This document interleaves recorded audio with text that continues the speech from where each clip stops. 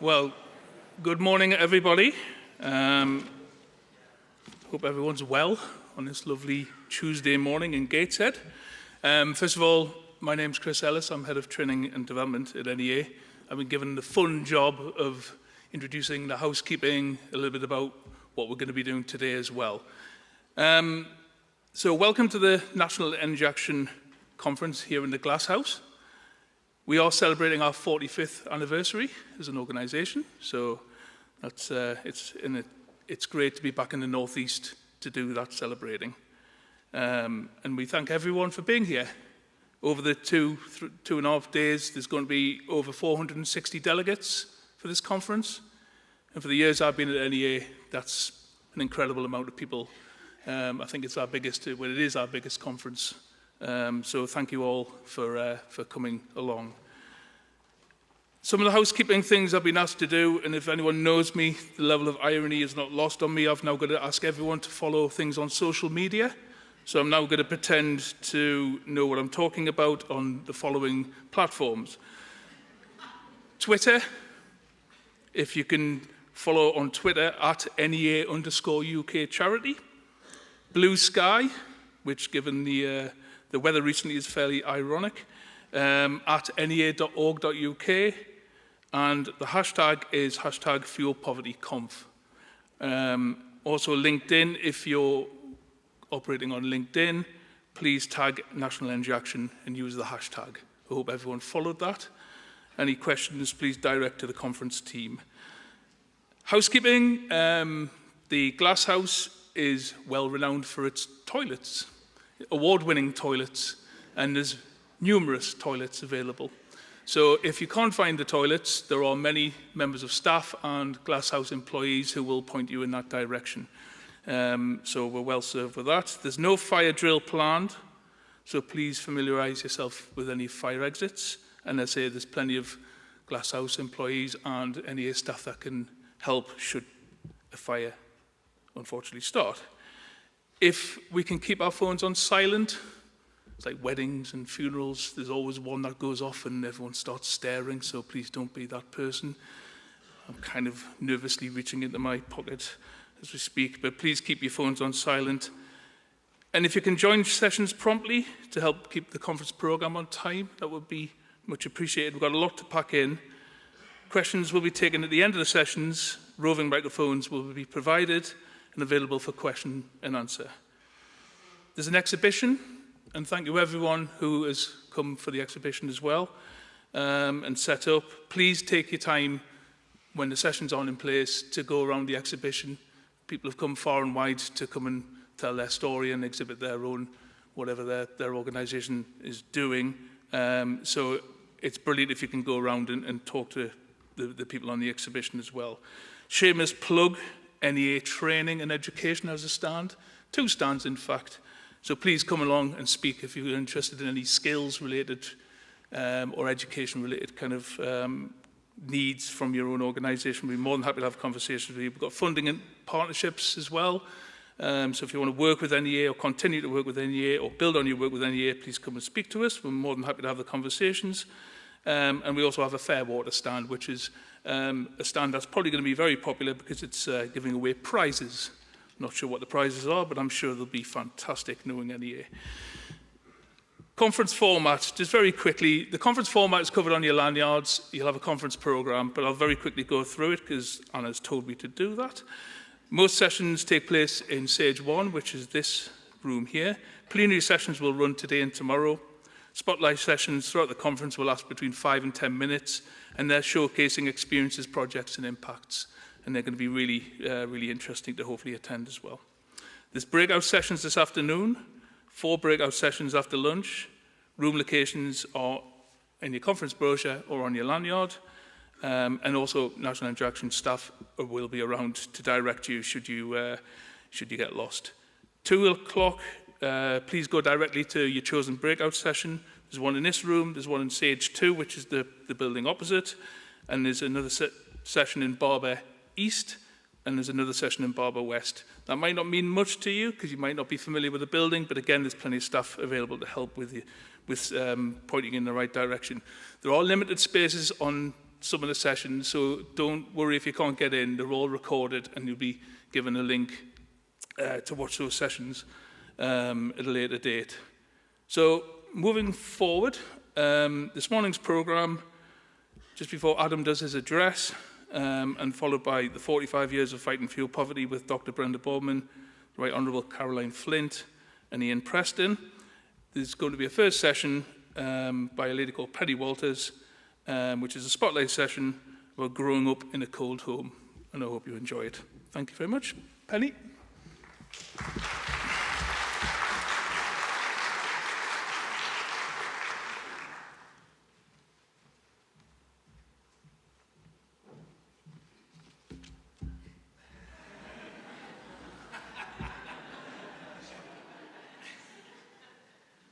What you call a short person problem. Is that better? Right. So, good morning, peeps. I'm going to start off with a poem. Now, this poem I've actually wrote myself. So, who's clever, the little devil? I am hidden, small and dainty. Issues with health and motivation. My world is crumbling around me. My pain is hidden for all to see. But I have one thing. I have a voice. Abused and berated, downcast, shunned by government and society, unloved and forgotten. But I have a voice. Loud and clear, shout and scream for all to hear. More articulate and more knowledge and more motivation. I am here to use my voice to speak up for those who can't, who are hidden like me, who feel that there is no hope. I have a voice. Now, that one I wrote a couple of years ago, but it sums up who I am. So yes, I'm little. I'm not really dainty. So we're going to start this morning off with a story, shall we? So, before the likes of central heating, you know I don't look it, but I'm getting up to pension age. So before we had central heating, and you used to get up in the winter and there was ice on the inside of your window, not on the outside. So you had blankets on your bed, and sometimes you had coats on it as well to keep you warm. If you were lucky, you had a coal fire. Now, a coal fire, as you know, created the greenhouse effect, but hey-ho, you only had one fire, and that was to heat the whole house and normally hot water. But if you didn't have that, you weren't that lucky. So if you had no money to put fuel on, you stayed cold. I grew up in a little mining village, and my family worked for the coal board.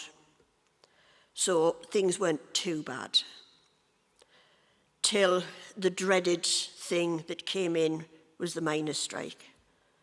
And it harmed a lot of people. It made a lot of people think twice of where money comes from and what you can do when you haven't got any. And that doesn't include stealing. Although there was a few buckets of coal went missing. So that put a lot of people into fuel poverty. It also put a lot of people into poverty generally. Now, because of this fact, and the fact that I have been in food poverty, I decided to speak out on these issues for the people who can't, hence the poem. I use my experience of what I've been through and what I still am going through in some ways to tell people, mainly like sort of middle class, what it's actually like to live with the threat of poverty, to live with a bill that comes in that you can't afford to pay, and if you don't pay that bill, you get cut off. It's not a nice feeling. You know, so some of my stuff was nice, some of my stuff's not very nice. But I'd have 5 elements that are part of a poverty strategy, which I do say quite often in Westminster.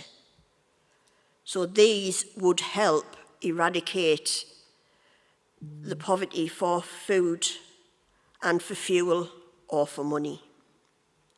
So education. Education is key. You know, you don't educate people, they don't know. Money. We all need money.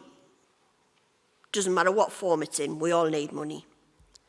Equipment. So if you weren't taught how to budget, how to cook, you might not have things like pots and pans, or you might be fleeing from somebody else's home and not have the equipment to use. So that's one of them. Fuel. Now this is a biggie, because if you don't have fuel, A, you're cold, B, you can't put your lights on, and C, you can't use it to cook with. You know, you can't even boil your kettle, and that knocks out a pot noodle. And as well, we have taste and time.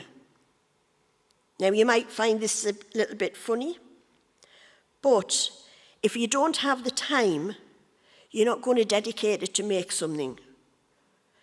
And if you don't have vegetables that your kids will eat, it's one of them things. Do you go out and buy loads of vegetables and say, we're going to be healthy today? Your kids have never eaten them before. What are they going to do? Look at it, sniff at it, put it in the bin, or feed it to the dog, whichever. So you've just wasted whatever fuel it took to cook it and whatever money you've used to buy it. So that's why we need the taste and the time. But people, most people, don't understand. This is where charities come in to be what it needs to be. Having fuel vouchers are great, but you've also got to think about the people that don't have prepaid meters, which is something I'm coming across more and more. And it's how do you deal with those people?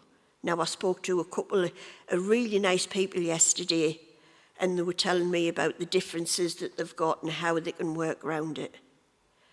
But please, you know, it doesn't matter what charity field you're in. It doesn't matter what you do for a living. If you can be nicer to a person that's trying to get a leg up for some reason, then that's what you've got to do.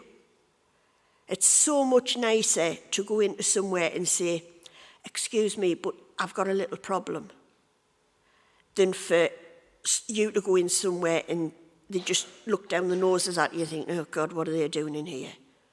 Please be mindful that if you've got no money, then you're not a bad person, you just haven't got any money, and you're the same as everybody else. Thank you.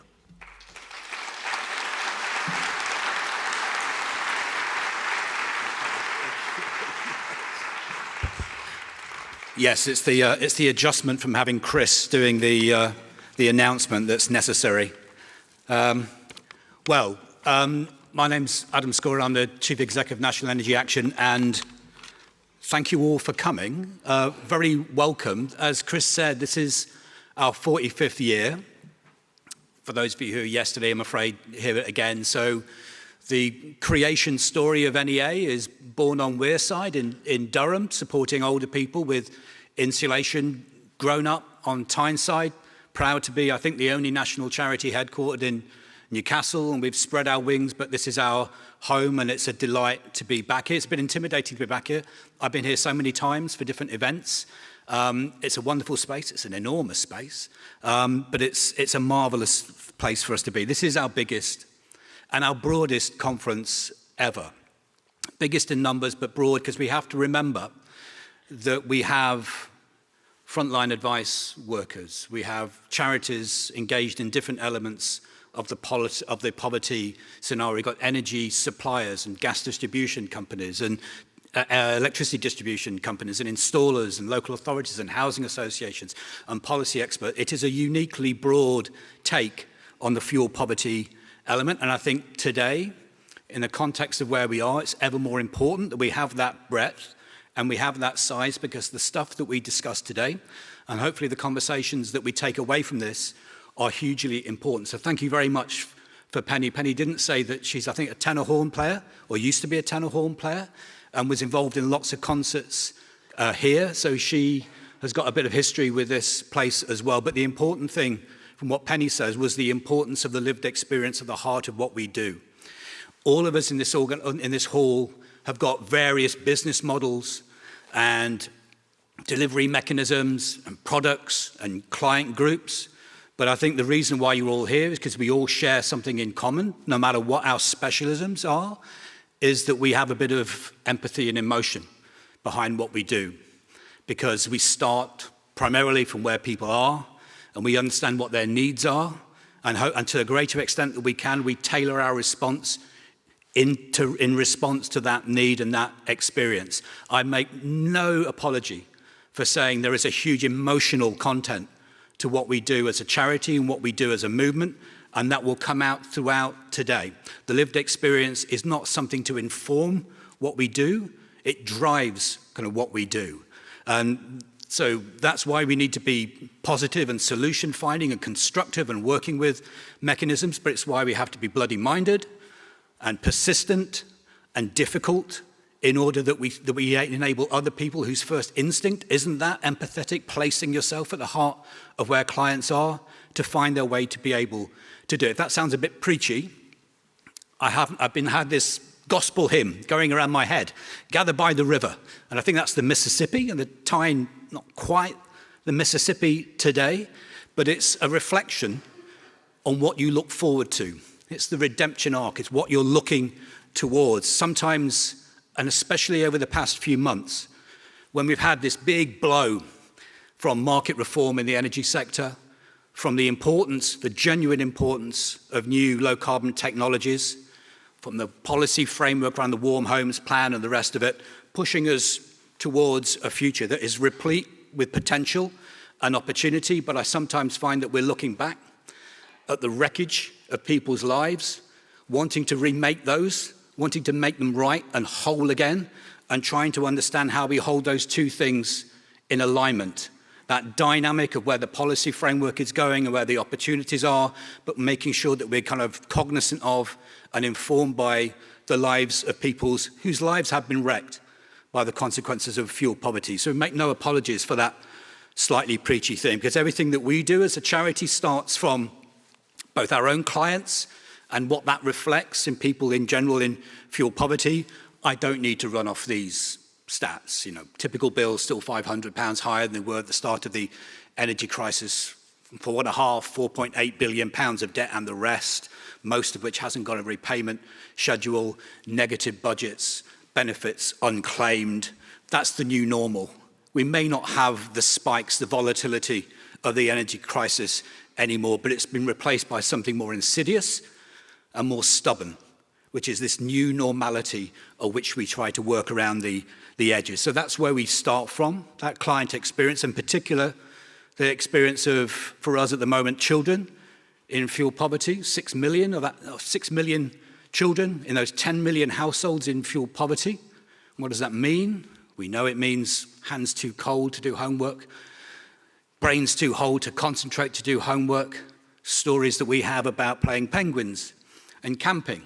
And penguins means you sleep in the same bed, and you're playing at being penguins huddled against the Antarctic kind of weather. Camping, well, let's just use candles, and we'll cook in a particular way, and we'll huddle together in one room, and that's the way forward.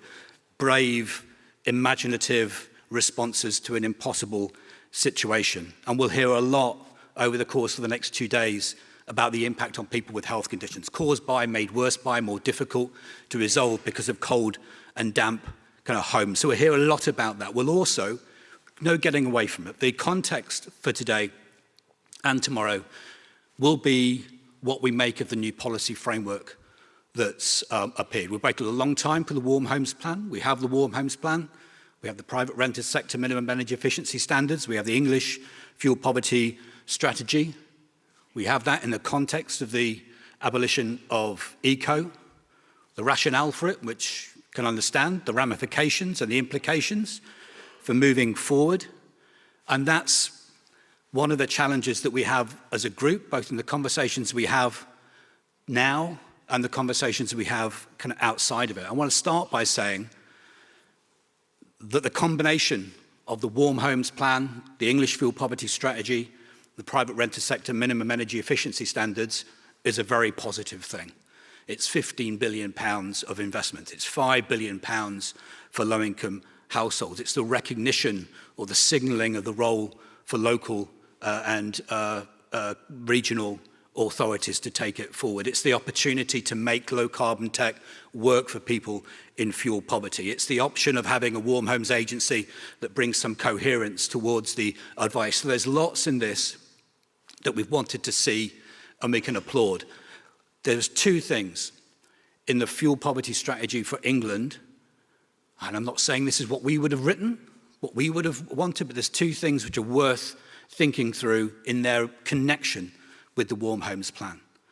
This priority, this focus on health vulnerable referral pathways, which we've done a huge amount of work with lots of partners, including with the sponsors in NEA and our Warm Homes Healthy Futures campaign to make those referral mechanisms work. There's a recognition of the children under 5 and their impact in fuel poverty. There's issues around the private renter sector minimum energy efficiency standards that we can applaud. It's there, thank God, it's there. The threshold may not be as high as we want, but there's a threshold, there's fines, even if we're a bit suspicious about the enforcement patterns. So there is a lot to welcome and to work with in the package. But no policy framework is sufficient. They are all by definition limited. Sometimes they're limited by design, often they're limited by delivery, and sometimes they're limited by your own perspective, what you want to see that's not there. And that's as true for the package of measures that we have announced recently as for anything else. It's particularly true when you're trying to deal with issues as complex as poverty and as climate change and as with client kind of issues. But as well as being limited, all policy frameworks can be remade, they can be reinforced, and they can be improved. Well, how can that happen? That's if there's a real commitment to starting from the client experience and the experience of people in fuel poverty, if it's driven by the evaluation of what difference it makes for people's lives, if it happens in partnership and in collaboration with people who are going to be delivering it on the ground, and if you don't see it as a set of measures which you apply to your client group, you make sure that the experience of your client group affects how it goes. There's a few things that will come out through the conference that we would like to see kind of worked on. And I'm sure the Minister will kind of mention some of these things when he speaks tomorrow. Despite the noise around eco, we want to see clarity and a reinforcement of the value of insulation in people's homes, where it's about a warm home, not just an efficient low carbon home. We want to see some reinforcement and clarity of that. It's there in the plan, it needs to come out more. We really want to see this alignment between the fuel poverty strategy and the Warm Homes Plan. So what does it mean to have in the fuel poverty strategy this focus on health vulnerable groups and referral pathways for them? How is that reflected in the design of the different schemes in the Warm Homes Plan? What does it mean to have a focus on children under 5 as a priority for bringing them out of fuel poverty? How is that reflected in the priorities of the different schemes? How does the 10-year health plan and the child poverty mission coalesce in the Warm Homes Plan? I don't think it's there, sufficiently brought out yet, but that doesn't mean that we can't build it in, make it real, reflect it in the delivery of those schemes. Conference. We are a special group.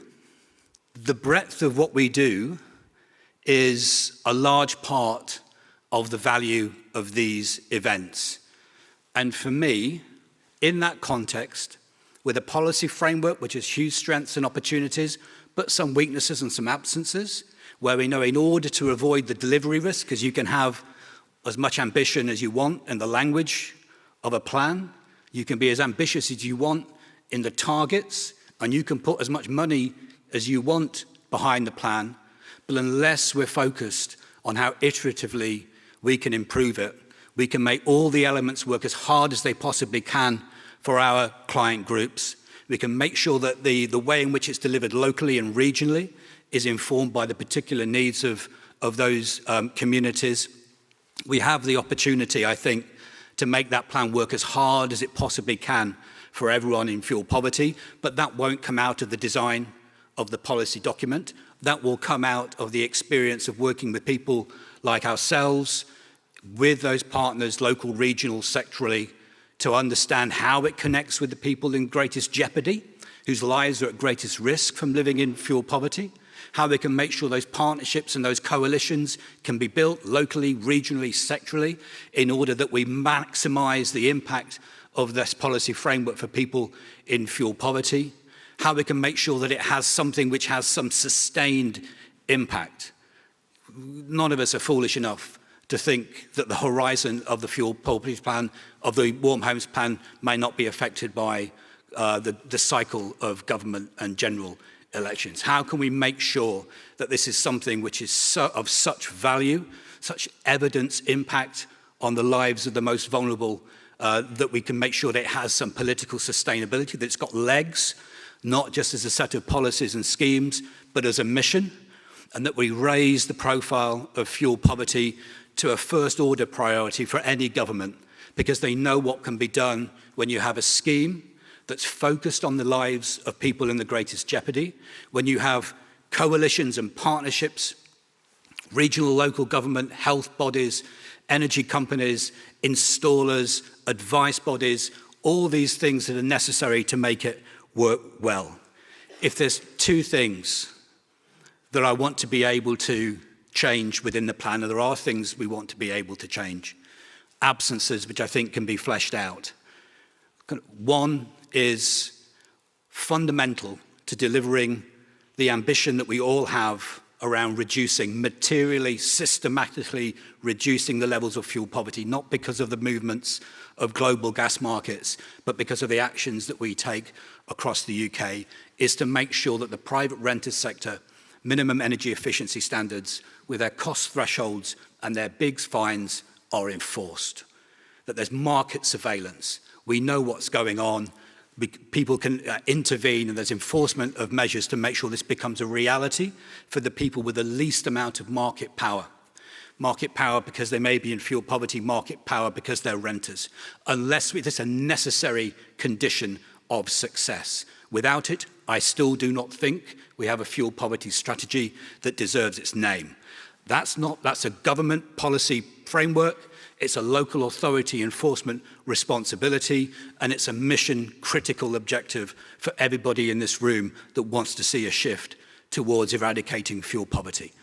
The second thing, for all the strengths of the Warm Homes Plan, for all the recognition that a combination of solar panels and battery storage and heat pumps and flexible tariffs can take people to a lower cost energy kind of future, that's not simplifying a market.